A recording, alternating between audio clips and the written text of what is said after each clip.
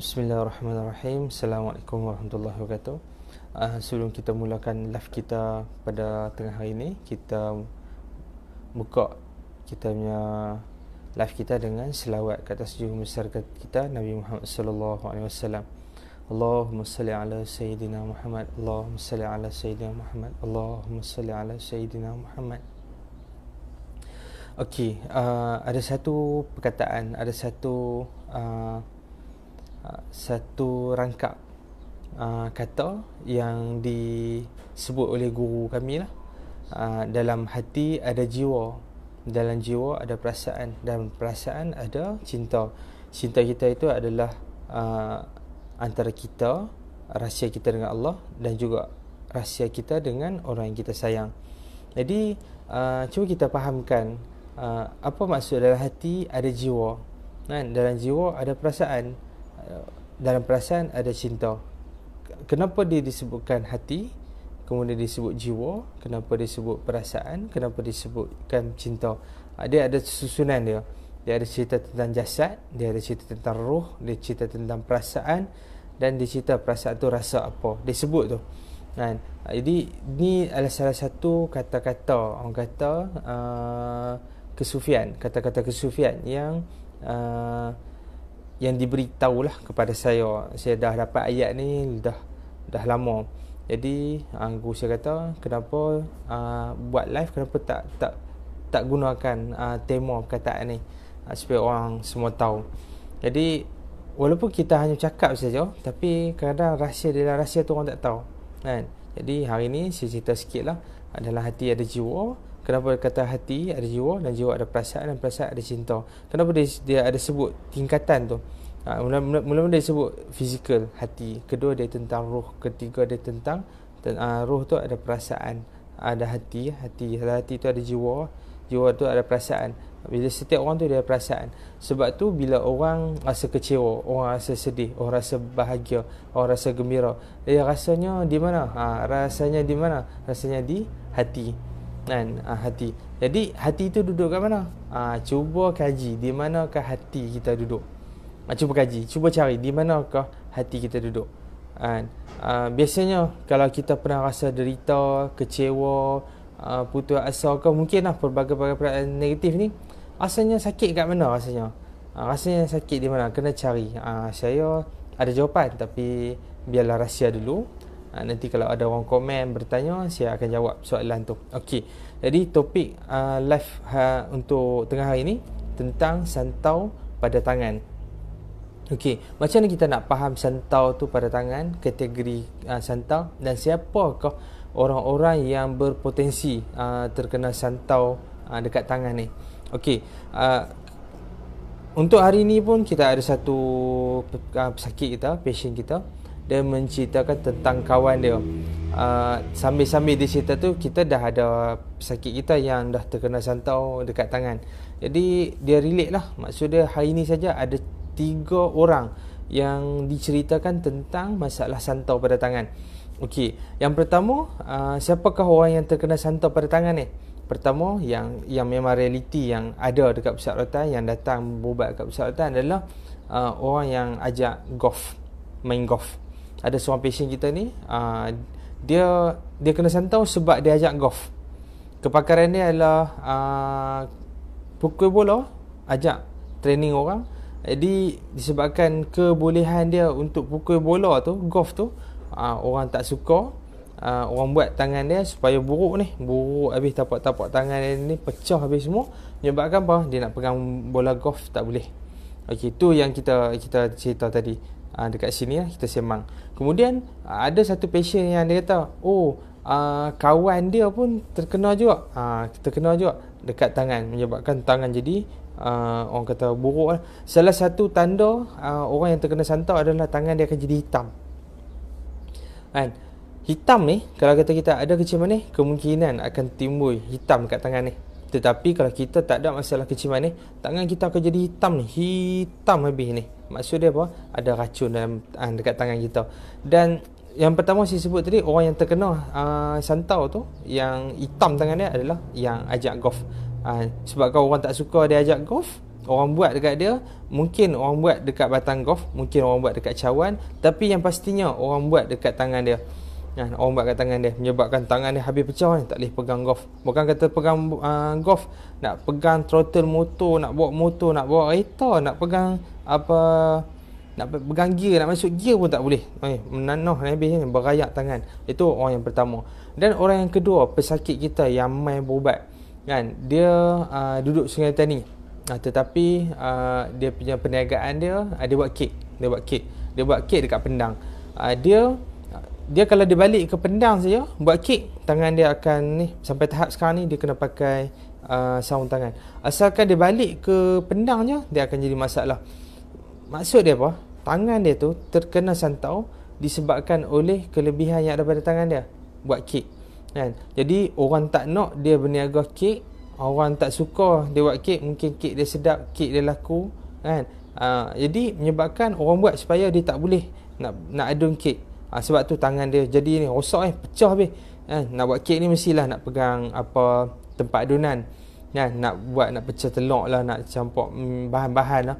Dan kita ni kalau pelanggan, kita nak tak beli kek dengan orang yang tangan ada masalah.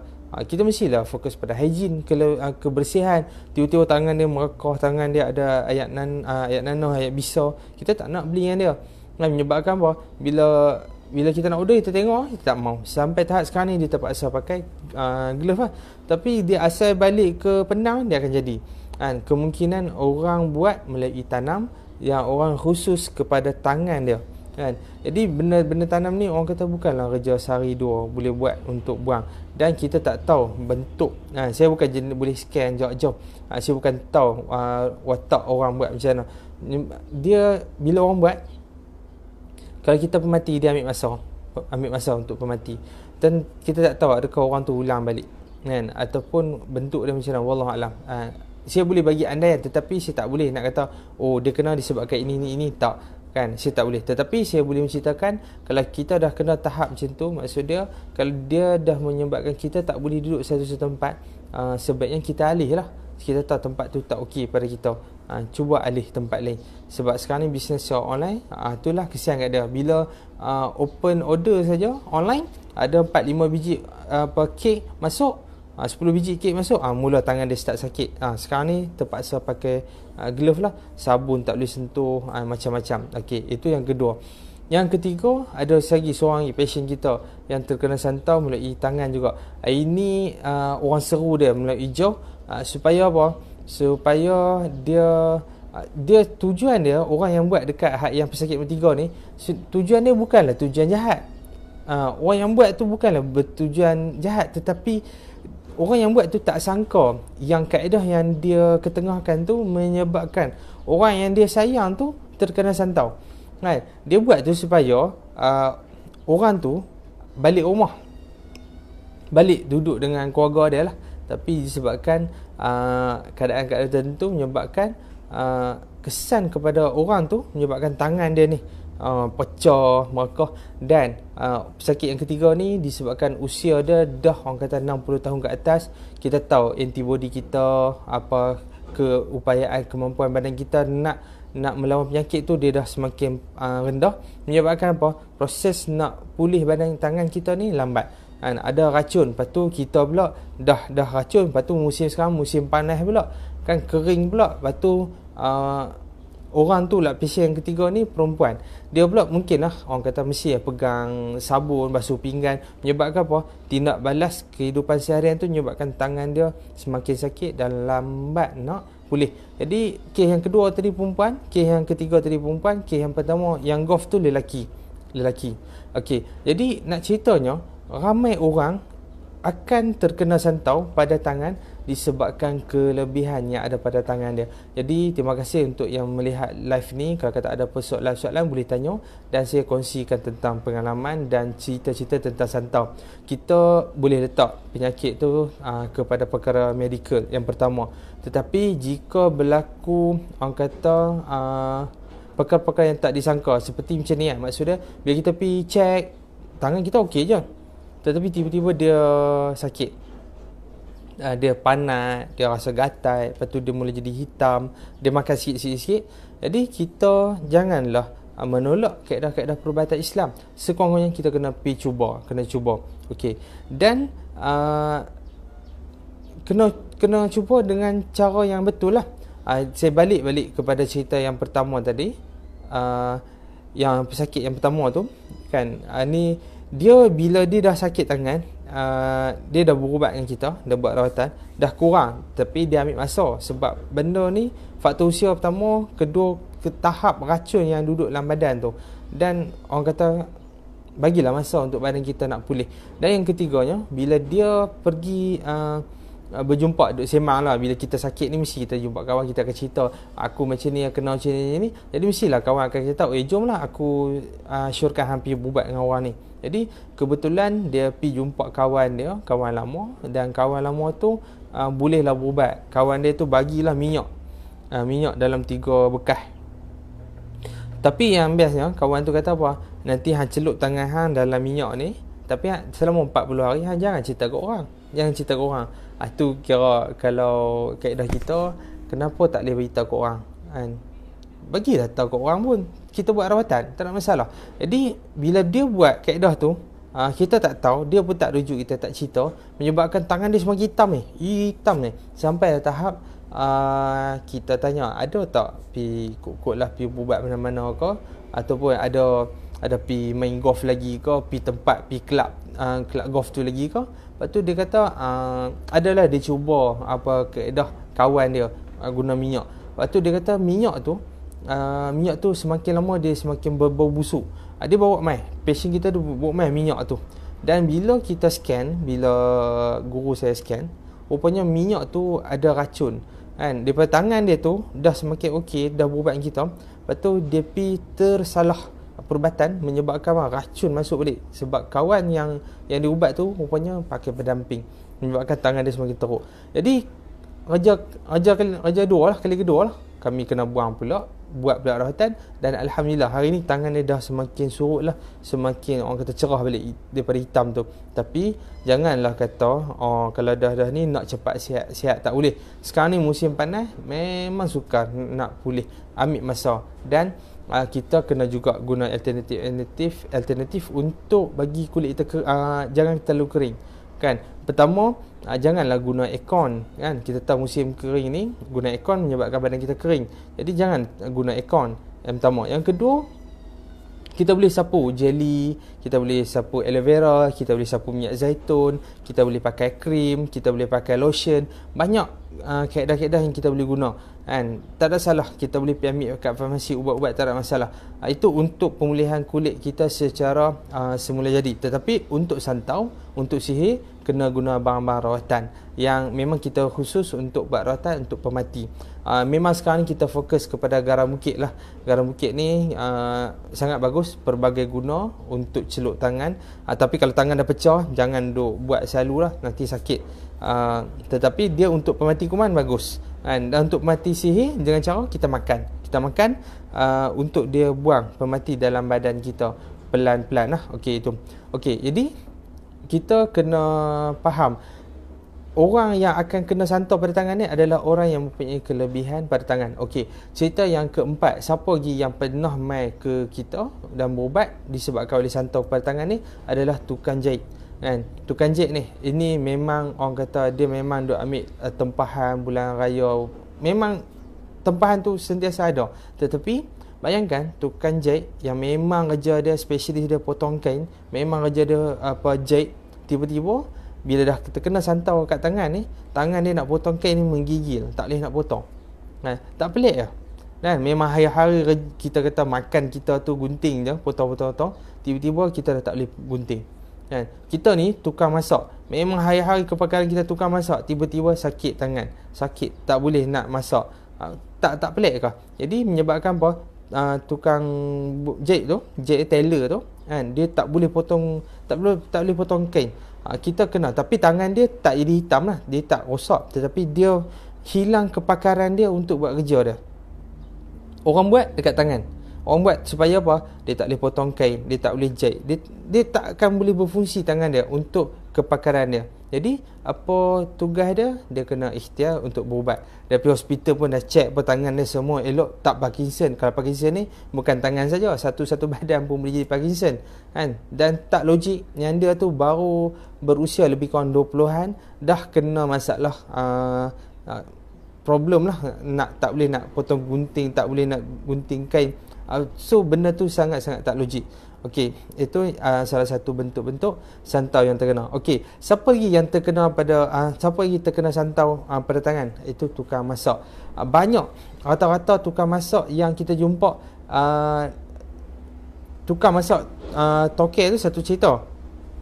Ini tukang masak pada kedai-kedai makan ni. Kan bila depa terkena ataupun tukang kedai sini kena, dia akan jadi apa? Bila nak pergi kerja malas, rasa berat badan, dia akan sakit badan. Dan paling ketara yang orang kalau buat kat tangan, bila dia nak buat kerja nak guna tangan sakit. Dia nak guna tangan ni sakit. Itu maksud dia apa? Tangan dia telah disihir. Kemungkinan saya tak kata semua. Ada juga sakit yang disebabkan oleh kerja kita. Contohnya orang yang tembak roti canai. Kalau hari-hari dia tembak roti canai, dia sampai satu tahap dia akan sakit juga urat saraf ni. Dia punya bau-bau ni akan sakit sebabkan kerja dia tu, kepakaran dia tu. Tapi janganlah kata sebab tu disebabkan oleh santau. Tak juga. Sebab tu saya menceritakan secara asas, tetapi untuk memastikan kena datang ke pusat rawatan ataupun orang kata dah pergi check hospital normal, tetapi dia ada tindak balas pada tangan, especially yang dah orang kata dah nampak hitam. Setakat ini belum ada lagi kes-kes yang kena santau kena potong tangan. Belum ada lagi yang berpengalaman yang kami alami, yang mai kat pusat rawatan belum ada. Tetapi yang berkaitan dengan santau yang terpijak, yang terlangkah, kaki kena potong ramai. Ni saya cerita, ada yang satu pasien kita daripada Langkawi, kaki betis dia kena potong. Dia main bawa family dia, berubat isteri, berubat anak. Dia main dulu bawa isteri dengan anak, berubat dulu depa, anak-anak dia ni. Tak sempat lagi dia nak buat proses rawatan dia. Balik dalam masa seminggu macam tu, dalam proses rawatan untuk anak isteri dia. Pagi tu dia bangun, tiba-tiba dia dah rasa kaki dia dah sejuk dah. Sejuk lah kaki dia. Sentuh-sentuh kaki dia tak berjalan, dah berbau. Dalam masa tu malam dah berbau. Bawa pergi hospital kata kaki dia dah tak boleh digunakan, terus kena potong. Itu dia orang kata tak ada tanda, tak ada sign. Sedangkan dia memang bagi tahu dah, memang kita jumpa dia memang dah cerita dah, insya-Allah selepas selesai rawatan anak isteri dia nak berubat diri dia. Tapi orang kata keadaan tak memihak pada keadaan dia tu, menyebabkan kaki dia dah potong. Tu lelaki kan. Bayangkan, saya tak boleh bayangkan seorang ketua keluarga sanggup korban untuk anak isteri dia sayang anak-anak isteri dia berubat depa, tiba-tiba dia sendiri hilang upaya nak cari pendapatan anak isteri dia kan. Saya tak boleh nak bayangkan macam mana kalau keadaan tu jadi pada kita kan. Kita dah selama ni ada kaki, boleh berjalan, boleh buat kerja, tiba-tiba kita hilang keupayaan tu disebabkan kemungkinan ada sihir santau. Sebab anak dia ni umur 2 tahun lebih, badan penuh biji-biji macam ayak bisa. Bila kita scan, memang pada anak dia ada santau, ada jenis gangguan. Sebab orang buat kat dia, tapi terkena pada isteri dia dan anak dia. Adakah dia tak kena? Dia tetap kena. Sebab orang niat tuju kat dia. Tetapi bila benda yang dihantar kepada rumah kita, dekat rumah kita, dia tidak boleh mengenal santau ni. Dia tak kenal orang. Dia nak kena siapa-siapa pun boleh kena. Sebab tu santau dia banyak orang cerita, nak kena orang lain, kena orang lain. Nak buat dekat mak, kena kat anak. Dia bergantung bentuk keadaan lah. Kalau waktu tu kita satu keluarga ada dekat rumah, orang hantar santau, satu keluarga boleh kena kan? Ada juga macam tu. Ada juga orang hantar santau buat dekat rumah, tak ada siapa pun dekat rumah tu, ataupun orang tabuk depan pintu rumah kita. Kita tak balik tiba-tiba anak kita balik dulu, dia yang langkah dulu. Sebab tu orang kata kena anak kita. Nak buat kat kita, kena kat anak kita. Ataupun orang buat kita melalui makan, pergi hantar kita makan, tapi kita tak sempat makan, kita pergi mandi, tiba-tiba isteri kita pergi makan dulu. Maksud dia apa? Santau tu nak buat kita, tapi terkena pada isteri kita kan? Benda tu boleh berlaku macam-macam. Tetapi saya nak ulang balik, santau pada tangan tu setakat ni kita belum jumpa lagi kes-kes yang menyebabkan potong tangan, belum lagi. Wa na'udzubillah, minta hindar. Tetapi tangan tu dah semakin sakit, teruk pun memang ada. Tetapi yang melibatkan potong kaki terlalu ramai, terlalu banyak. Yang pertama kes yang dekat Langkawi tu, kaki dah potong sampai paha. Kes yang kedua adalah seorang wanita usia dalam awal 30-an. Dia kecil manis ada. Kecil manis, tanda-tanda awal kecil manis tu ada. Dan orang buat dia melalui kaki. Maksud dia orang letak dalam kasut. Menyebabkan bila dia sarung je kasut, masa dia kena tu melalui dia sarung kasut, dia mula-mula dia sakit sikit-sikit dia macam berdenyut kat kaki dia. Kemudian lama kelamaan dia punya sakit tu semakin teruk. Bila dia pergi check ke hospital, tiba-tiba dia punya kecil manis dia naik kan. Lepas tu masa dia naik, lepas tu kita pun mungkin masa tu dia tak tahu lagi, kata dia kena santau. Dia makan pun macam orang biasa, makan saja kan. Jadi bila orang kata penjagaan makanan tu, ialah bila kita sakit ni mestilah kita makan apa yang ada. Orang kata tak tersusun makanan, makan macam orang biasa. Bila kita tak ada masalah, menyebabkan apa? Kecil manis dia naik, lepas tu kaki dia dah berlubang sikit, luka. Dan yang terkini lah, tahun lepas kaki dia dah kena potong. Sebelum kena potong tu dia main berubat. Masa kita check, dia bukanlah kena kecil manis semata-mata, tetapi dicampur kecil manis plus dicampur dengan jenis santau melalui terpijak lah dalam kasut dia terpijak. Itu menyebabkan kaki dia dah ibu jari kaki dia ni, anak-anak jari dia dah kena potong kan. Bayangkan macam mana keadaan seorang wanita yang ada rupa tetapi tiba-tiba hilang disebabkan apa? Disebabkan santau. Sebab tu tak salah kita pergi check dengan orang yang pakar kan. Macam kami scan tak ada cas. Tapi scan yang terbaik adalah berdepan, kita bercakap, kita berbicara tentang sakit. Dan saya adalah salah seorang pesakit yang pernah berubat dekat sini dan sekarang saya membantu dan merawat orang, bantu. Jadi saya sangat-sangat faham tentang tanda-tanda santau, pengalaman terkena santau. Saya boleh cerita, saya boleh, sebab saya sendiri alami kan. Tapi itu orang kata kalau kita pakai buat perfume, of course kita akan tahu jenis-jenis bau kan, perbezaan bau, dan kita tahu bahan-bahan dia. Dan bila saya duduk dalam bidang perubatan, saya akan alami dan pakar dalam tentang santau-santau ni, sakit-sakit yang berkaitan dengan santau. Saya sangat-sangat pakar benda tu. Sebab apa? Saya sendiri kena kan. Kalau orang nak cerita tentang macam mana sakitnya terkena racun ulat kan, jenis santau ulat, saya pernah rasa kan. Macam mana saya boleh rasa? Dia berdasarkan pengalaman kakak saya yang berniaga. Orang tak puas hati dia, kakak saya dia berniaga di Terengganu. Orang tak puas hati dia menggunakan kaedah bomoh di sana.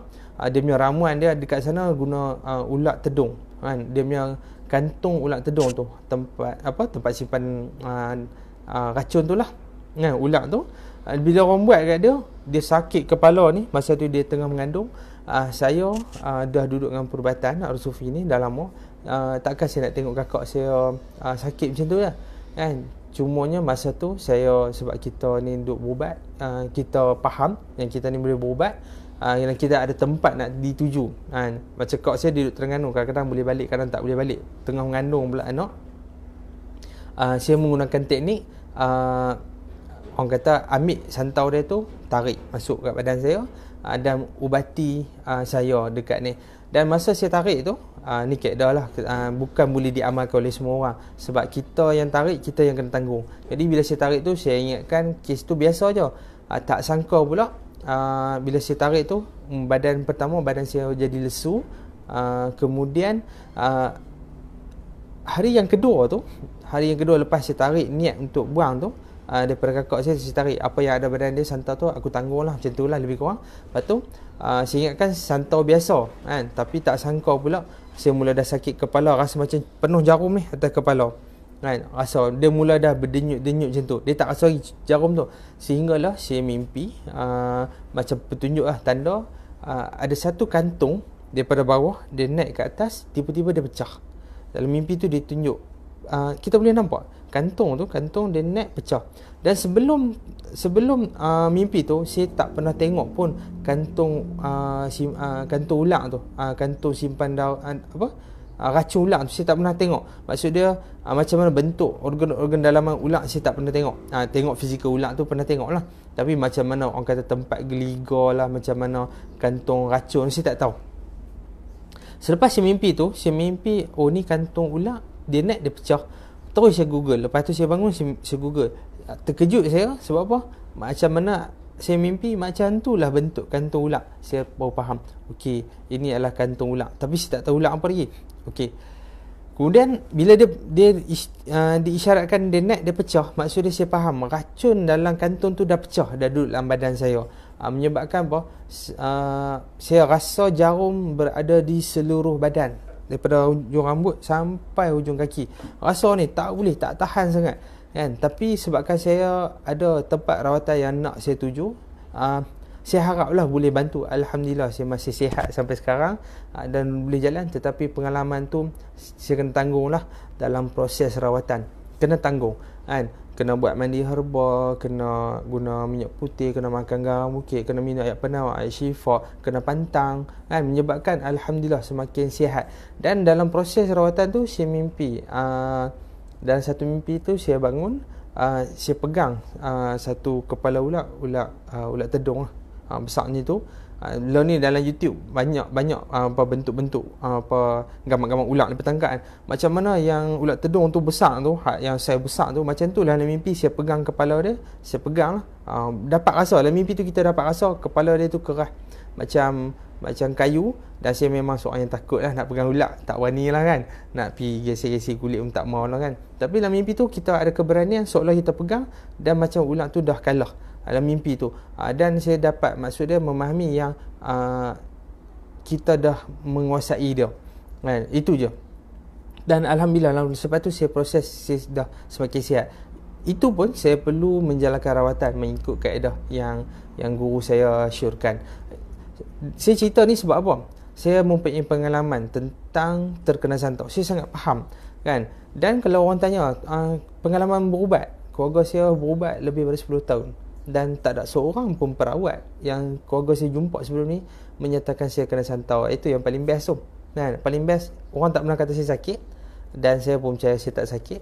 Sebab ramai, lebih daripada 50 orang. Mak saya siap boleh sebut nama perawat-perawat tu, tapi saya tak mau highlight lah. Mereka ni boleh cerita lah dekat utara ni siapa kau yang terkenal kau, adalah macam-macam. Kami dah pernah jumpa dah. Cerita je, orang kata dia boleh berubat, biasa. Memang mak saya biasa pergi kan. Jadi menyebabkan bila mereka kata saya tak sakit, bila saya main kat sini saya berubat, guru saya kata saya sakit. Dan bukti santau tu wujud, saya nampak sendiri. Dan lepas tu saya sihat. Saya percayalah yang saya pernah kena santau dan perlu diubati. Jadi sama juga untuk pendengar ke orang yang tengok live ni kan. Kalau dah tangan tu dah kena santau kan, tangan jadi hitam, pergi hospital doktor confused, cubalah datang untuk scan. Dan kalau dah confirm, buat rawatan. Kalau tak nak buat rawatan, tak ada masalah kan. Tak ada masalah, tu masalah dia.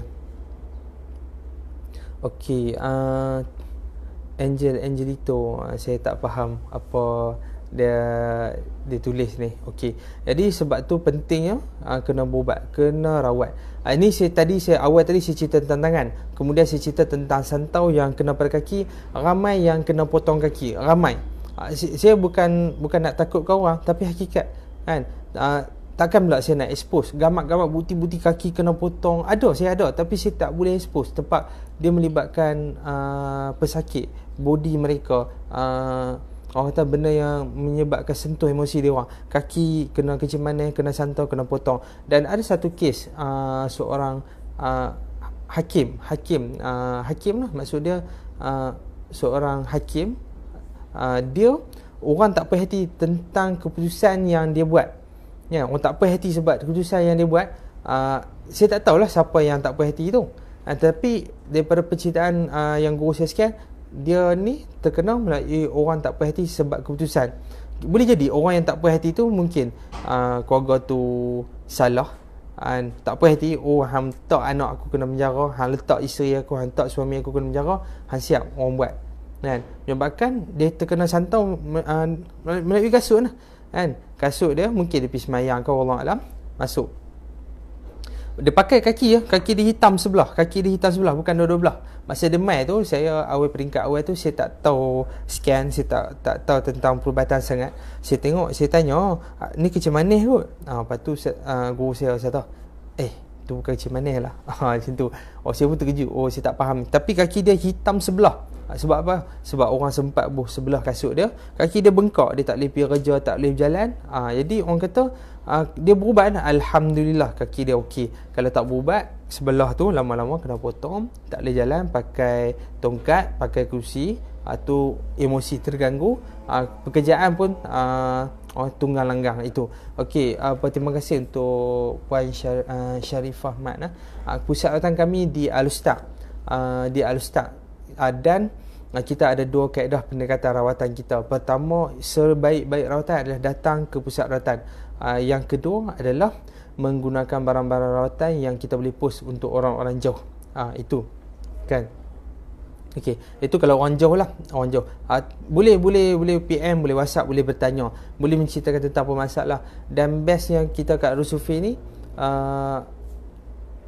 semua boleh cakap dengan saya, boleh PM dengan saya, boleh WhatsApp dengan saya. Saya memahami dan saya adalah seorang perawat. Saya faham lah. Tak boleh cakap dengan PA saya ke, tak boleh cakap dengan pembantu saya, boleh cakap dengan saya terus kan.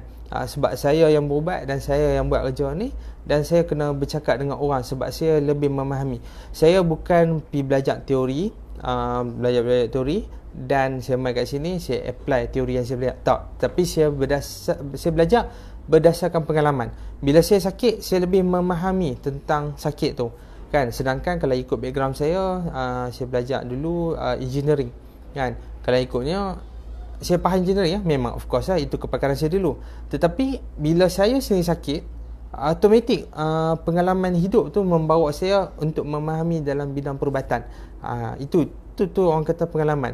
Pengalaman saya mengajar saya lebih faham tentang apa itu santau, apa itu sakit derita kena racun ulat. Apa maksud ertinya derita terkena kekunci. Saya boleh cerita sebab saya ada pengalaman. Macam santau ulat tedung tadi, saya tarik bisa kakak saya. Tentang kekunci pun kes lebih kurang juga. Nak buka kekunci seseorang, saya meletak diri saya. Itu lah. Saya pernah dulu masa saya mengajar engineering dulu, saya pernah bagi konsep. Tetapi konsep ni tidak boleh diamalkan oleh orang biasa lah. Bukan sebab saya duduk dalam bidang perubatan, saya ada guru saya untuk rujuk. Macam ni lah, doktor pakar. Kalau dia doktor pakar mata pun, kalau dia sakit, dia perlu ambil doktor pakar yang lain untuk ubat mata dia. Tukang gunting rambut, dia boleh gunting rambut orang. Tetapi kalau dia nak gunting rambut dia sendiri, mungkin susah, kekok lah. Maksudnya kita perlukan orang lain. Jadi sama juga saya bila saya buat sesuatu rawatan, saya ada tempat rujuk nak buat. Saya ada tempat nak rujuk untuk berubat. Jadi saya tak ada masalah sangat untuk buat kaedah yang saya ajar. Maksud dia macam ni, penyakit ni, apa benda yang kat dunia ni kita boleh transfer satu penyakit. Jadi sama juga kaedah rawatan, kita boleh tarik penyakit orang untuk buang. Sama ada kita buang ataupun kita dalam keadaan terdesak, kita tarik.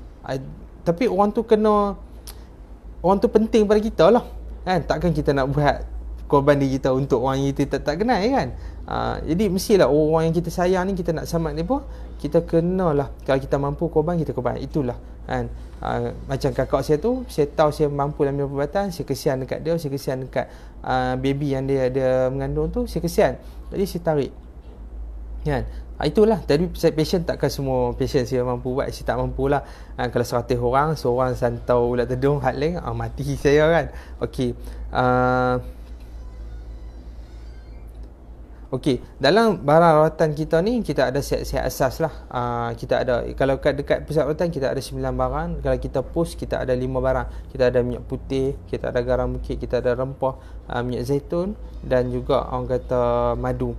Tetapi mungkin start bulan depan kita akan kurangkan barang, sebab contohnya madu kita dah pergi check dekat luar tu, kita tak jumpa stok madu yang original dengan harga yang orang kata murah. Harga murah kan. Harga madu memang mahal. Kalau kita jual mahal pun orang tak nak beli Orang tak nak beli, orang kata sebab ni. Jadi kita cari madu yang murah yang boleh dirawat. Dan kebanyakan madu yang kita dah jumpa dah tak ada dah original. Kebanyakan semua dah ni, mungkin bulan depan mungkin kita akan stop lah madu.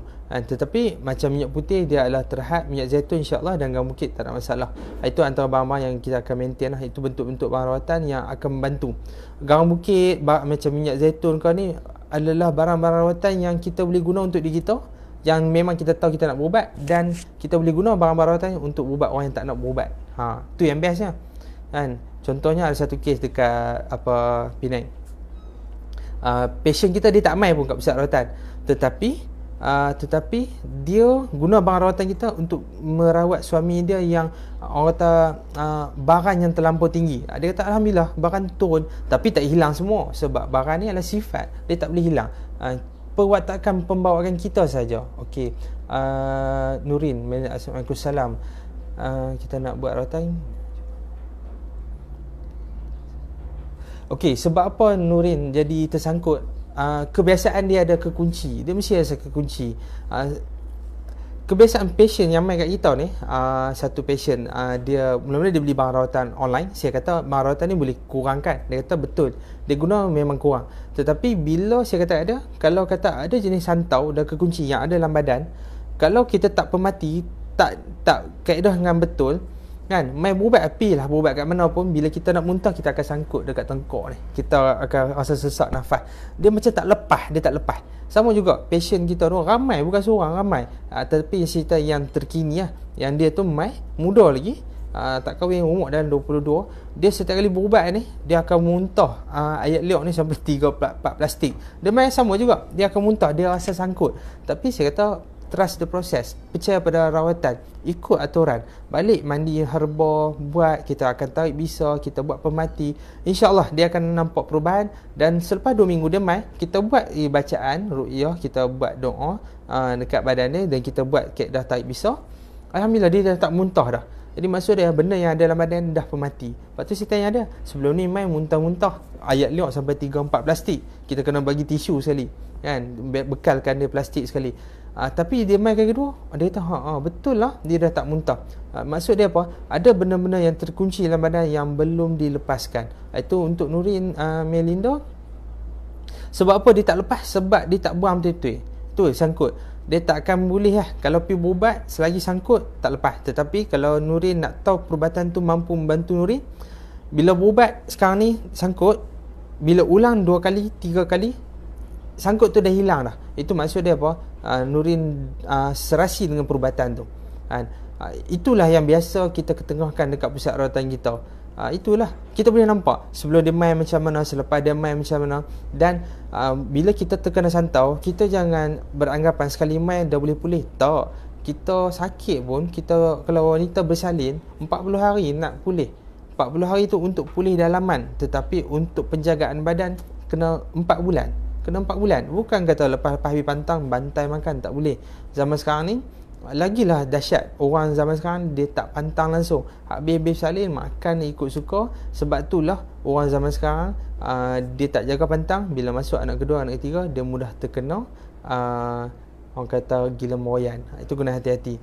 Gila moyan, laki tak mau, laki tinggal. Siapa yang susah? Mak ayah kita juga. Sebab tu penting wanita tolong pantang, tolong mandi herba, tolong barut kan.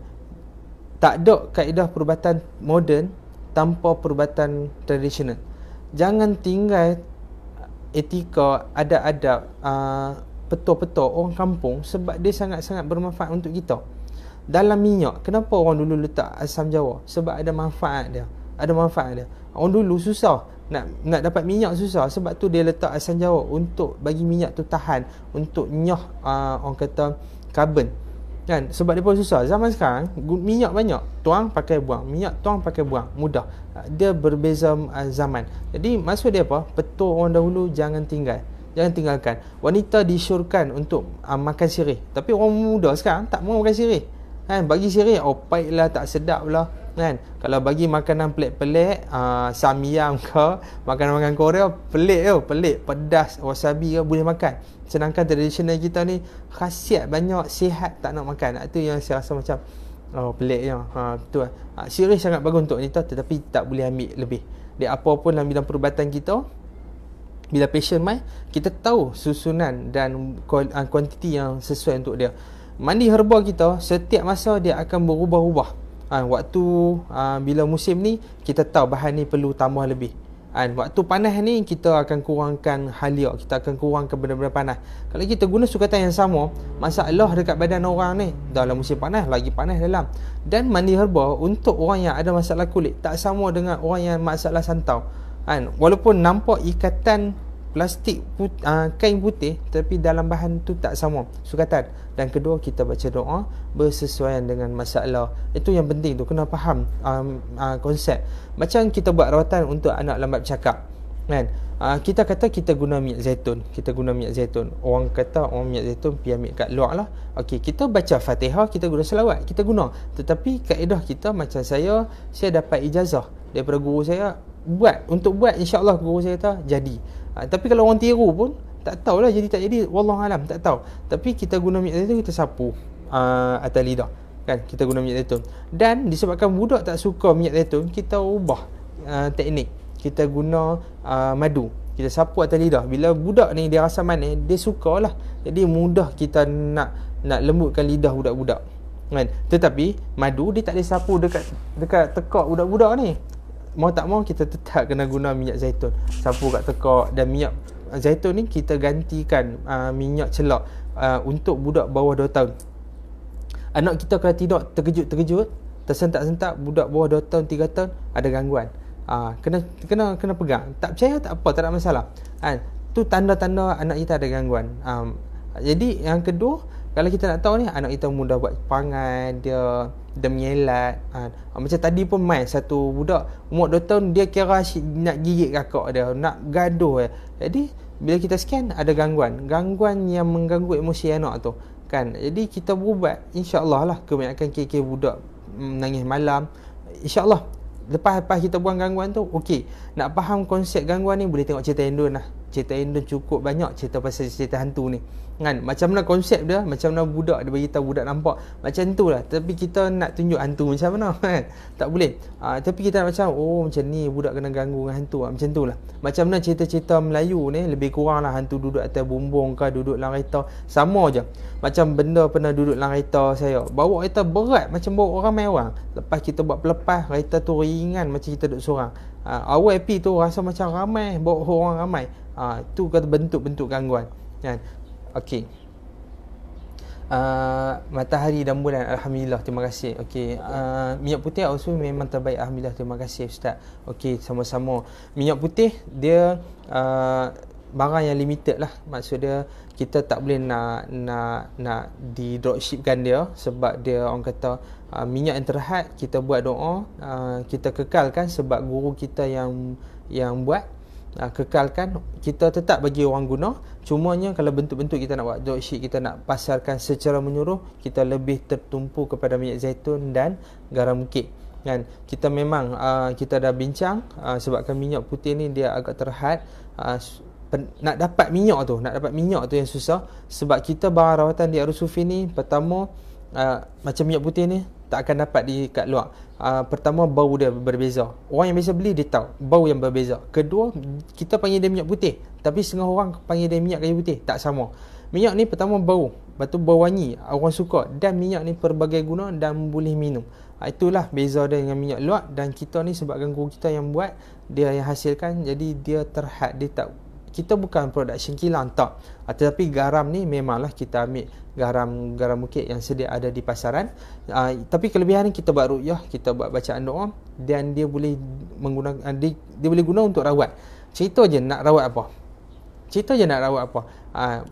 termakan. Tadi santau yang melalui tangan, santau melalui kaki, apa-apa lah dia melibatkan santau, sihir, suami termakan ke, ada orang berkenan kat dia bagi dia makan ke, dia tak sedap. Kes macam ni memang kita jumpa, memang berlaku kan. Ada satu patient kita yang beli online saja, suami dia termakan benda-benda kotor, menyebabkan duit dia bagi dekat perempuan tu tak kahwin. Lepas tu nak kahwin lah. Lepas tu saya kata tak apa, kita ikhtiar. Dia sampai tahap dia nak file cerai dah kan. Dia nak pergi minta orang kata fasah dah kan. Tapi saya kata macam ni, bagi peluang pada suami, selagi dia suami kita, bagi peluang kat dia, guna dulu kaedah rawatan, kita tengok ada perubahan tak. Kalau gangguan, insya-Allah dia akan pulih. Tetapi kalau sikap dia, sifat dia takkan berubah kan. Bolehlah kita nak lembut hati dia, tetapi sikap ni, pemilihan ni adalah diri kita, watak kita sendiri, kita yang pilih. Kalau watak tu kita tak mampu, dia sendiri sampai tahap duit pun dia tak bagi, nafkah pun dia dah start catu, so dah problem. Tetapi dalam proses rawatan, kita kena bercakap dengan pasangan kita. Macam kes yang rumah tangga tu, saya kata dia bagi tahulah yang mak mentua dia jaga, anak-anak yang dia jaga. Jadi saya bagi tahu dekat dia beberapa tips lah.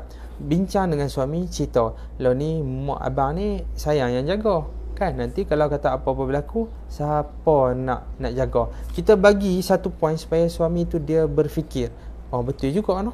Okey, yang kedua, kita kena beritahu perempuan ni dia ada hak. Perempuan dia ada hak. Jadi gunakan hak tu dengan betul. Hak dia macam ni. Kalau berlaku apa-apa perpisahan, hak penjagaan anak tu biasa dapat kat isteri. Dan isteri ada hak untuk tuntut apa orang kata nafkah untuk anak-anak. Boleh minta. Jadi bagi tahu kat suami, nanti kalau kita berpisah pun duit abang tu tetap akan masuk dekat sayang. Sebab apa? Dekat anak-anak. So abang fikirlah, abang hilang saya, hilang anak-anak, duit tetap ni, dan siapa nak jaga mak. Jadi dia akan berfikirlah dua kali kalau dia nak buat keputusan pun. Ya, dia akan berfikir dua kali. Betul ke aku nak tinggal isteri aku? Dan betul ke orang tu boleh jaga mak aku dengan baik? Jadi automatik buat rawatan, dan kita kena bagi input yang supaya dia fikir.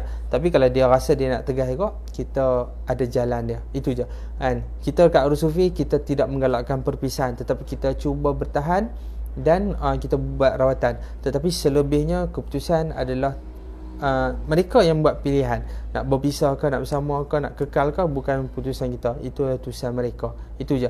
Dan tolonglah, janganlah dah nak file kes cerai, dah lagi seminggu 2 minggu baru nak jumpa kita, nak minta rawatan. Kita dah tak mampu nak tolong dah. Sebab benda tu dah sampai ke sana. Hati dah tawak, dah duduk berjauhan, dah tak ada pilihan dah nak buat rawatan. Tak ada pilihan kan. Tapi kalau setakat bergaduh dalam rumah tangga, suami masih duduk dengan kita, perangai dia kita tak suka, boleh guna barang rawatan ni. Bukan kepada isteri, bukan kepada suami, anak-anak pun boleh guna. Anak degil, kuat keluar malam, perangai dia pelik-pelik, bubuh letak dalam makanan. Masak, gantikan. Orang Penang tu, pasien kita, dia letak dalam masakan dia. Dia dah gantikan garam Bukit Arus Sufi sebagai garam masakan harian dia. Ya, dia kata alhamdulillah, nampak anak-anak teratur dan suami pun dah mula lembut dengan dia. Itu ni kelebihan ya, insya-Allah. Itu yang ada pada kita. Dan kalau anak-anak yang keluar malam ni, kita risaulah dengan pergaulan dia orang kan. Dan saya nasihatkan untuk kita dan untuk diri saya, kita kena tengok anak kita yang berusia tingkatan 3 ke atas. Dia masuk tingkatan 4, dia mula kenal kawan-kawan dia. Perkara pertama yang kita paling takut adalah rokok. Kalau dia dah start isap rokok, kena check nombor 2. Takut zaman sekarang ni, budak zaman muda ni banyak yang ambil ais, syabu lah, banyak ambil ais kan. Kalau dia orang dah start ambil ais, wa na'udzubillah kan, anak tu hidup tetapi dia umpama tak berguna kan. Yang dah masuk, kalau dia orang dah rutin makan kan, lepas keluar penjara tu, orang kata rumah tumpangan nombor 2. Masuk saya keluar, betul ulang balik. Masuk barang, InsyaAllah lah bukan insyaAllah, maksud dia barang curi, jual barang. Ada setengah tu sampai pisau, minta duit, paksa desak. Lepas tu orang kata ada yang hak jenis sampai tak boleh buat apa, duduk dalam bilik terperuk. Orang kata duduk terperuk, tak mau keluar, nak duduk situ. Dunia dia saya. Kita pula yang kena suap makan dia kan. Sedangkan kita nak masa depan dia tu, tetapi ais ni dia boleh rosak minda otak, dia tak boleh fikir, dia tak boleh buat kerja. Yang ada kerja kerajaan pun kena buang, dah ada kerja elok-elok pun berhenti. Itu kesan-kesan negatif disebabkan oleh ais. Tolong hati-hati lah, tolong cek anak-anak. Okey. Noni Ghazali, Assalamualaikum Ustaz, saya dah guna minyak putih, alhamdulillah sakit-sakit hilang, tapi sejak 2 minjak ni saya tak boleh tengok anak-anak saya silap je, saya akan gigit anak-anak. Okey. Kalau sifat kita tak boleh kontrol, salah satu Puan Noni puan boleh buat mandi limau. Puan kena rutinkan mandi limau. Limau sebiji, limau besar. Lepas tu garam gasak segenggam. Boleh je. Limau boleh pakai lemon, boleh pakai limau purut, tak ada masalah. Boleh ambil dekat dapur rumah kita tu. Garam gasak boleh ambil. Cumanya campur dengan minyak putih kan. Dan kalau boleh amalkan makan garam bukit ni setiap pagi kan.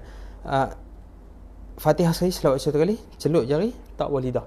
Makan ni apa yang ada kotor dalam badan ku, ada pendamping ilmu yang tidak manfaat, gangguan, apa saja minta buang. Lepas tu kena tarik nafas 7 kali. Kena buat tu, kena rutin kan. Untuk puan try amalkan mandi limau. Lepas tu orang kata stop, tengok perubahan. Limau tu kena pergi buang sungai. Sebab kita ada buat bacaan doa, kita tak best lah bahan-bahan rawatan kita pergi buang dalam tong sampah macam tu kan. Pergi buang sungai, pergi tanam, kita niat elok-elok. Okey, amalkan benda petua yang saya bagi tahu ni. Kemudian tentang mandi limau ni, sebenarnya saya pun hari ni pun saya masih mandi herba. Sebab apa? Kita ni umpama motor lah. Motor ni pun kita sayang, kereta kita sayang, kita pergi hantar servis. Kereta ni pergi tukar minyak hitam, pergi tukar filter, pergi cuci kan. Kita ni sama juga. Kita luar ni kita memanglah servis hari-hari, mandi, shampoo, shower, gel semua. Tetapi dalaman tu kita kena servis. Cara servis yang kita buat dekat Rusufi ni, pertama petua dia adalah mandi limau kan. Mandi limau sebab limau adalah vitamin C, campur dengan garam dia positif. Ion positif, dia insyaAllah dia akan pulih balik kulit kita, dia boleh pemati kuman. Garam okey, campur minyak putih sebab minyak putih ni kita dah dibacakan doa. Itu kelebihan kita. Rusufi ni kelebihan dia adalah doa. Saya pegang tu je. Letaklah apa pun barang rawatan yang mai kat Rusufi, dia terletak pada doa. Bukanlah doa saya, tak, doa guru-guru saya kan. Berkat depa tu menjadikan semua bahan rawatan, semua bahan-bahan tu insya-Allah berguna sebagai rawatan kan. Tu utamanya santau lah, santau sihir tu. Jadi gunalah, amalkan. Sebab tu kita ketengahkan mandi limau. Boleh amal. Lepas tu kalau kata rasa macam nak rutin buat mandi herba, macam saya buat mandi herba. Cari herba, kayu-kayu apa, macam orang mandi lepas salin tu.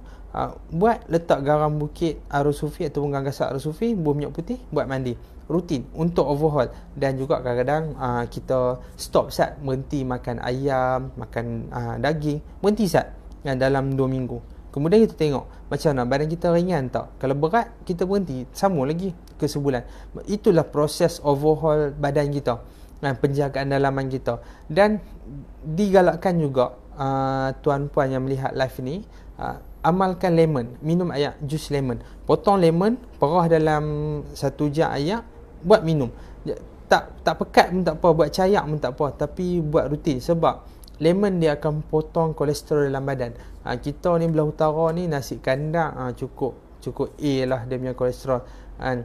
Kalau kat luar kau kat mana-mana jenis mi sup gearbox kau, itu memang A kolesterol dah. Jadi kita nak turun balik, nak jaga balik kesihatan, amalkan lemon kan. Buatlah dalam 2 minggu, kemudian stop sat. Kemudian amalkan lagi, selepas sebulan amalkan lagi. Macam itulah proses rawatan dalaman.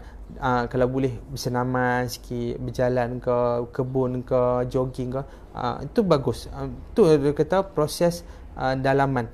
Okey, dan itu adalah bentuk-bentuk penjagaan dalaman lah dari segi kita. Tetapi kalau gangguan ni, seeloknya mai kat pusat rawatan kalau kita tak mampu. Dan kalau dah guna barang-barang rawatan kita untuk puan ni, kalau tak boleh kat kontrol, maksud dia puan kena mai kat sini. Kita ada ikrar pemutus, kena buat bacaan ikrar pemutus ni.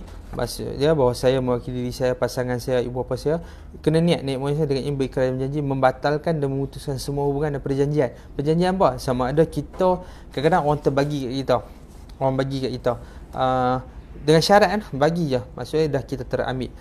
Kadang-kadang orang dulu banyak bagi petua.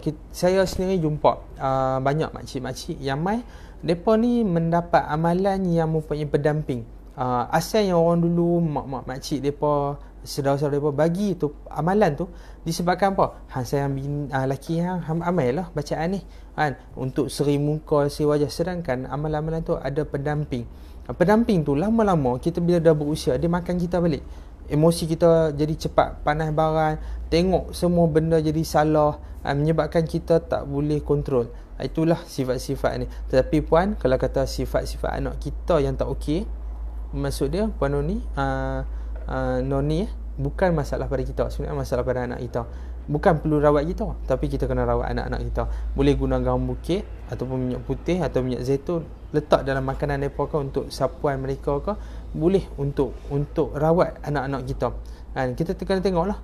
Itulah kita kena tengok watak mereka. Itulah bentuk-bentuk. Dan saya pun dah nak berhenti dah live ni. Terima kasih untuk semua yang melihat. Santau pada tangan, dia efek tangan kita akan jadi hitam. Kaki pun sama juga, dia akan jadi gatal. Cukup bahaya kalau orang yang dah ada kenciman ni. Kena jaga betul-betul.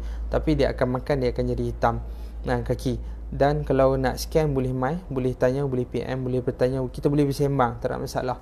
Kalau rasa segan nak mesej kat sini, boleh PM personal, tak ada masalah. Boleh tanya saya. Dan orang kata santau kat tangan ni, setakat ni tak ada lagi yang kena potong tangan, alhamdulillah. Tapi tangan dia semakin teruk, memang ada hitam. Tanda-tanda kulit kita hitam tu kalau tak ada kecil manis, maksud dia boleh jadi santau. Kalau kaki, dia akan hitam, dia akan ni, ada kebanyakan potong kaki, kebanyakan. Dan dalam 2 hari ni ada seorang daripada Sandakan Sabah, ada orang mai. Dan Sandakan Sabah tu dia ayah dia terpijak sesuatu dekat kebun dia, kaki dia berlubang ni. Dia tak tepung ubi, keluar rambut dekat dalam tapak kaki dia tu. Okey, itu jadi kat kaki dia ada santau. Jadi untuk orang Sandakan Sabah, orang jauh, kita akan post barang-barang rawatan yang kita mampu post untuk dia gunakan. Tetapi untuk pemati sepenuhnya tidak, sebab pemati adalah proses yang rumit yang perlu datang dekat pusat rawatan untuk buat rawatan. Okey, jadi itu saja untuk live kali ini. Terima kasih dan minta maaf jika ada salah silap daripada petuturan saya, sebab ada orang mai. Kita rawat daripada pukul 9 pagi ke pukul 1 tengah hari. Waktu petang saya tetap ada di sini.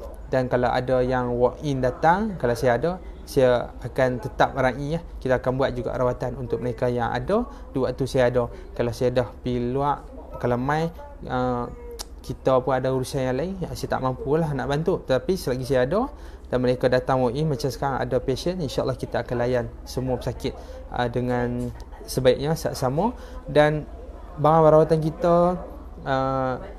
nilainya lebih tinggi daripada harganya. Bagi saya sangat bersyukur, sebab saya ada guru saya yang boleh bantu rawat, dan nilai macam garam ni RM13, tapi manfaat ni terlalu banyak. Dan kalau kata minyak putih, garam bukit boleh buang gangguan, boleh halau gangguan, berbanding orang yang istilah kata dia boleh halau, dia boleh buang, tapi dia tak buang gangguan. Sayanglah, buang duit untuk buang gangguan sedangkan tak ada apa-apa proses pembuangan. Saya cakap kat sini boleh halau, secara jauh boleh halau. Beza halau dengan buang berbeza. Halau adalah bila guna dia halau, tapi dia tak buang. Tapi mai kat Rusufi, insya-Allah kami buang. Itu beza dia. Datang sini kami buang, kalau jarak jauh hanya halau saja. Jadi pilihan atas kita. Jika ada kekurangan saya minta maaf. Itu saja. Assalamualaikum warahmatullahi wabarakatuh. Dan terima kasih. Kita jumpa lagi di live yang lain.